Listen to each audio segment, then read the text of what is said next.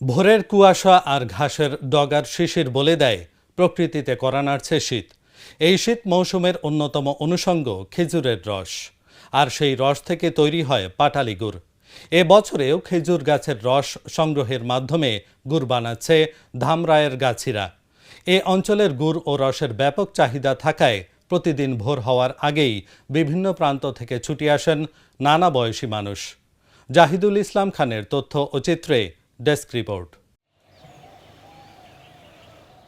ভোরের সূর্য ওঠার আগেই রস সংগ্রহে বেরিয়ে পড়েন গাছিরা।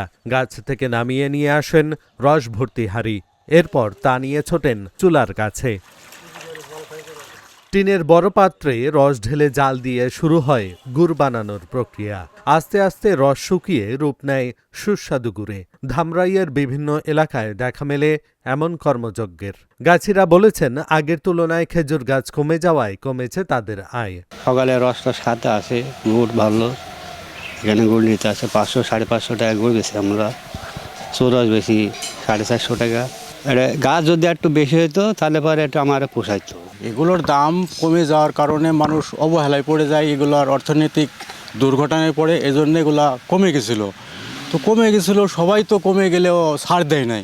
তাদের জীবন পেশা ধরে রাখার জন্য কেউ কেউ হয়তো বা ধরে রাখছে এই গাছগুলো। তার মধ্যে আমি একজন, বা আমার মতো আরও কিছু মানুষ।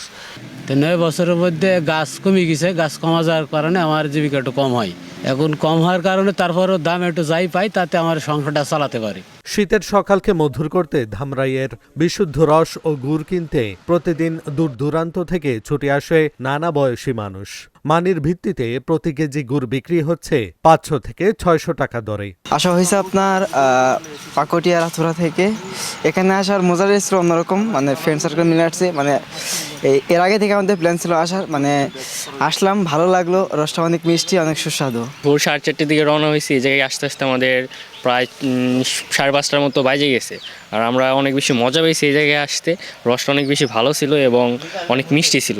এখানকার গুড় খুবই ফেমাসের জন্য আর কি শুনে আর কি আসছে এই জায়গায়। দেখি গুড় নিয়ে দেখি কীরকম সুস্বাদ। বাংলাদেশের মধ্যে আমার মনে হয় এগুলোর মধ্যে তো ভেজাল নেই, শ্রেষ্ঠ গুড় হবে আমার জানা মতে। ঠিক আছে, আপনি অনেকেই দূর দূরান্ত থেকে মোটরসাইকেল নিয়েও এখানে আসে শুধু এই গুড় নেওয়ার জন্য। এখানে যা দেখলাম, ওনারা অনেক মেহনত করে কষ্ট করে খেজুরের রস সংগ্রহ করে ওনারা ভেজাল মুক্ত গুড় তৈরি করে। এখানে আমি নিজে টেস্ট করলাম, তো অনেক ভালো লাগলো, গুড় অনেক ভালো। আমরা আসছি একটু দূরে, যে যাই শীতের সকালে একটু জার্নি করি, ভালো লাগবো, কুয়াশা আছে। তারপর হচ্ছে যদি না আসতাম, এখানে যদি না আসতাম তাহলে হয়তো বা এটাও বানানো দেখতে পারতাম না, যে এই যে গুড় বানাচ্ছে।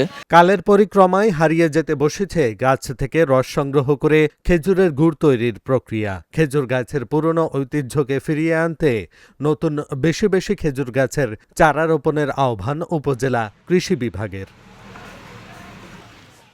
আমি সবাইকে আহ্বান জানাবো যে ধামরাই যারা রয়েছে, যাদের সুযোগ আছে, তারা যেন জমির আইলে এবং রাস্তার পাশে খালি জায়গাগুলোতে খেজুরের গাছ রোপণ করে বেশি, তাহলে আমাদের যে গ্রামীণ পরিবেশ, গ্রামীণ যে ঐতিহ্য, সব কিছুই আমাদের রক্ষা পাবে এবং সমৃদ্ধ গ্রাম আমরা গঠন করতে পারবো এবং গ্রামীণ যে সবুজ অর্থনীতির চাকা, এটাও সচল হবে।